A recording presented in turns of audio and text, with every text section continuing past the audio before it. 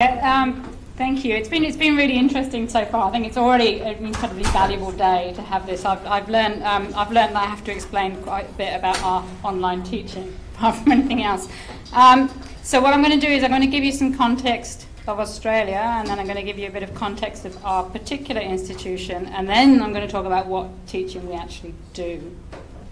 And I've not seen John in the room, and I hope I haven't said anything offensive about Group of 8 universities, but we'll get to it. So this is actually on behalf of the Master of Health Economics course director, who is Jenny Watts. Jenny's in Australia, and could be mainly because she's actually delivering my lecture this week. So I'm the deputy course director. So between us, we come from an essentially research-based health economics group, but we do provide a Master of Health Economics. It's my email for future things. So this is us. We're always in the corner of the map. It's a long way away from everywhere else, which is why I'm a little bit fuzzy-headed still. Is it showing up? Yes. Deacon's in Melbourne, down in the state of Victoria. Most people, if anyone doesn't know anything about Australia, most people live in this corner down here, where it's not quite so hot. So just to give you some figures, so you can put this in context of where you're teaching or where you're working, there's about 24 million people in Australia, mainly in those capital cities of the states, but very unequally spread between the different states. And there's 43 universities, so what that means is that going to university in Australia is normal. Okay? And increasingly doing a postgrad is getting increasingly normal as well. Now in terms of those 43 universities, there are 8 that are like the traditional universities, the oldest ones. Then there's a group of about 10 to 12. We'll call them the next 10. And Deakin sits in this next 10 grouping. And they rank variously in the QS Times rankings between that 200, 300 in the world. So that's where we're sitting. They're largely the newer universities. And all of those are in the top 2% of the world rankings. So we won't worry about the others of the 43. So Deakin prides itself on its teaching outcomes, and those are summarised both in terms of the graduate employability, where it's ranked 3rd in Australia, and especially student satisfaction. So I'm going to talk about the organisational context next, and that's informed very much by Deakin's trying to maintain and even improve these rankings. The important thing about Deakin is it has multiple campuses, multiple physical campuses, but actually the cloud, the online, is its 2nd largest campus. So online teaching is massive for the organisation. So it is a point of differentiation. Deakin was actually one of the largest providers of distance education when distance education was getting a pile of stuff in the mail and reading it and sending it back. So technology has just changed the way we do distance education. We've always done distance education at this organisation. And I do think that has some advantages in the way the organisation is structured. And one of the things is it's very well accepted there's no one thing as an online student. So yes, some online students like that one-to-one synchronistic Skype consultation. Others never engage in that. They want to do everything at their own time and pace. And so you have to structure your online education in a way that will equally address all of those students. You can't preferentialise certain student types by the way you're delivering your materials. The other thing I didn't realise until I put these slides together, our online students are Australian. If you want to study as an international student in Australia, for visa reasons, you have to be on campus. So our online students are Australian students, and actually a lot of them are in Melbourne. They just can't get to the campus. So yes, some of them are on a sheep farm in the middle of Queensland, but actually most of them are in Melbourne or Sydney, or they're based somewhere urban. So I will try and get the technology to work. But the one thing I want to say about distance education is there is one critical factor, and that is organisational support. So the reason Deakin's online education works well is because everything's structured and supported for it to work well. The requirement from the organisation is that you deliver, we have students who are online and students who are on campus in the same course. The overriding requirement from the university is that all students have an equivalent experience. So what I want to talk about today is how do you deliver an equivalent experience when some of your students are on a computer and some of them are in front of you. The brief answer to that is that you make everyone online.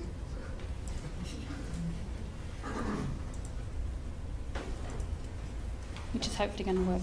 So you'll see, this is our university system. I just logged onto it. We get everything's online. Your finance is online. Your teaching is online. Everything's online, whether you're an on-campus student or a physical student. Is just not going to work for me now because we're not talking, so that's okay. I'll go back to the screenshots. As well as having a single platform for absolutely everything, including the teaching, we also have a network of testing centres. So being online does not restrict you from setting exams. Wherever those students are in Australia, they are near a testing centre that they can go and sit with, and they have exactly the same test conditions as they do if they were taking the exam on campus.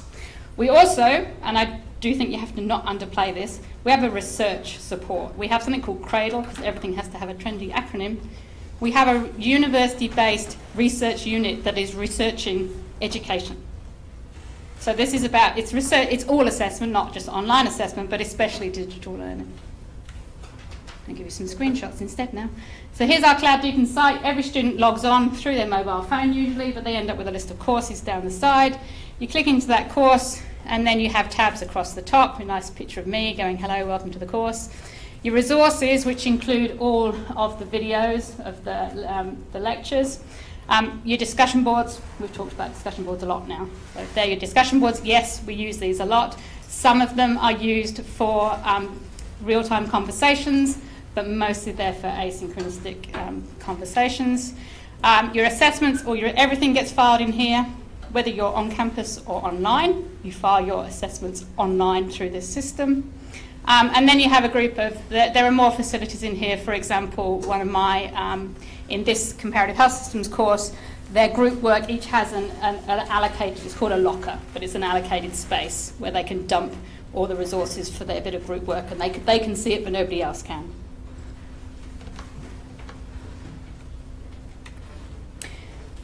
Now, the big brother aspect, so the university organisation aspect to putting everybody through one common porthole, is we can see what you're doing.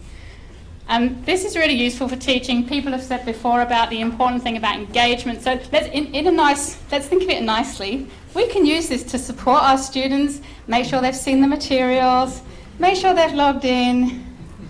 In reality, we can use this to prove that when they get failed, they never logged in, or if they did log in, they logged in right at the end of the course and they clicked through every single material very quickly. It's all tracked. We don't show the students this page for obvious reasons. Okay, what do we teach? And we do have a Master of Health Economics. It only started in 2015. For those that are used to setting up courses, it's a 2-year, 16-credit non-cognate master's program. That means you don't have to have done economics before. It's run through the Faculty of Health. Our unit is in the Faculty of Health. We believe that is the natural place for us. It's not the natural place for every health economics unit, so it does very much flavour how we approach health economics. It started with 16 students in 2015 and 35 last year. We have 2 intakes a year, so I can't give you this year because some of them are starting this week. But what I would like to say is that what we actually teach most of the time is a package of 4 master's programs. There's a Master's in Health Promotion, which is about the same size as ours, and then there are 2 mega programs, Public Health and what's essentially Health Administration. Okay, and so those courses have huge numbers, and so in most of our introductory level courses, most of the students are not on the Master's Health Economics, they're on one of these master's programs. Our program is split 40% on campus, 60% online, and at the moment our satisfaction is great, and it's even better for online, so our question within the group is very much how to sustain this sort of ranking. But what I do want to talk about more is the fact that the core units we're teaching, I think in comparison to a lot of what we've heard, we've got over 100 students. So now when I'm talking about teaching this sort of co-delivered program, there's over 100 students. So it's scale postgraduate teaching. Now, those different units have a mixture of assessment. What we do try to do over anyone's experience is that they have a mixture of assessment in the units they're taking. So not every unit they take has an exam, not every unit they take has group work, because we all know some students hate exams, some hate written work, some are useless at group work. So we try to give a spread of assessment across all of the units, and I'd like to reflect back earlier to whoever was talking about graduate learning outcomes earlier on, that again across all units we're addressing all 8, we've got 8, all 8 of the graduate learning outcomes. So how do we do our equivalent experience? This is not perfect, it's all a work in progress, and we are learning and reflecting all the time. Self-reflection, as Florian was saying, is something that students are not necessarily good at, and I don't think academics are particularly good at it either. We do have to keep working on this. Similar to the UK, Australia has a training program for new academics, so most of our academics have at least been exposed to words like pedagogy and know vaguely what they're talking about when they get to the stage of why you might not want to set those assessments for those objectives, but you know. So we have tutorials on campus and online. So we have most of our courses are split into every week you get 1 hour equivalent lecture time, which, as I say, most online students just click on it whenever they want to and listen to the recorded presentation. And 1 hour of facilitated tutorials. So the tutorials are largely facilitated by research fellows or PhD students, and they have 1 hour of sort of equivalent active facilitation. That's not all synchronous. So a lot of the time that's the facilitator facilitating a discussion board. The other thing is that because everyone's going through that online platform, the lecture's only one thing on that page. Okay, so it doesn't have to be the main thing, and depending on what topic you're talking about that week, it might not be the main thing at all. And you might have quite a lot of resources. So Comparative Health System uses the WHO website a lot. Well, thank you to anyone from WHO, it's a great website. Uses World Bank data sources, WHO, OECD data sources a lot. So some weeks the lecture's quite a minor part of that week's resources, but all the resources are on that resources page of the online site. Discussion boards, just like to reflect what people have already said. If you want students to engage with discussion boards, you have to give them some credit for using the discussion board. So again, we've found 20%, 10% or 20% is a workable fraction in terms of the assessment to give them. And as people in the audience, I think, elsewhere said, yes, they need training in how to use discussion boards, even at postgrad level. And again, another aspect of institutional support is to provide students when they start, not with just the sort of almost legally mandated thing now on this is plagiarism and this is how you don't plagiarise, but much more than that. You know, sessions on referencing, sessions on how to work in a group, sessions on how to engage with a discussion board. So a broader range of general study skills for postgraduate students, most of whom have been out in the workforce, but some of whom are coming from other learning contexts. So here's some numbers for those 3 major courses. As I say, I haven't got 27 up for my course yet because it hasn't run yet. In terms of the major courses, because we have a large number of on-campus MPH and health admin students, the online proportion's slightly lower, sort of 20% to a third. In terms of the grade averages for the course, there are good reasons why the on-campus students are slightly lower. That's just reflecting the student intake quality.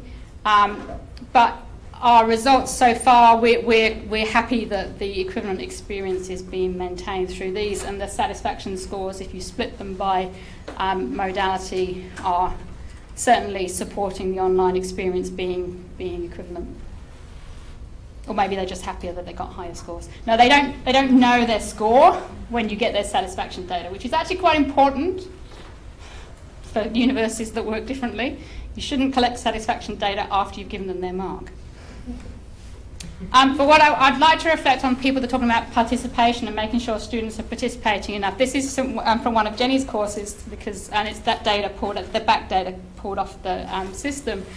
Again, they were scored not just did they turn up to the tutorial, but they were scored for the quality of their discussion on there as well. And this is just scored against their final grade. So yes, there's 20% double counting in here, but just overall, it is however you look at it.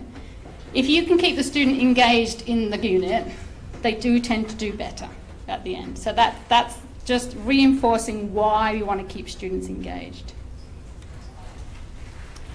So people have said this before, but our experience at Deakin for anyone in the situation where universities are trying to push them online as a way of saving money. Online teaching will not save you money, full stop. I've not found anyone that thinks it does. It's incredibly resource intensive. Because we teach online and on campus at the same time, we've found it's really important to avoid what in Australia is called silo thinking. I hope that's not an uncommon phrase for lots of people. But you are dealing with a mix of on-campus and online students, but within each of those there's a mixture of full-time and part-time students, a mixture of domestic and international students, a mixture of language barriers, a mixture of people, language barriers in terms of whether or not they understand the language of economics. So don't think of people as on-campus or off-campus, but just think of people as individual and try and structure your course so that it is equivalent experience for everybody. Participation has to be part of assessment. You can't rely on students to be as altruistic as just participate for fun. Hopefully they're doing it for fun, but you need to reward it. And finally, the hardest reflection for academics is that when everything's online, you need to make your package of resources the most appropriate and relevant for that topic. And it may well be your lecture's not the most important thing anymore. So give them a variety of resources. We're doing postgraduate training here. It's all about getting students to demonstrate they understand and can apply concepts. Okay, so just give them lots of data and let them do that. You don't want them to repeat your lecture. So that's it from me. Thank you very much.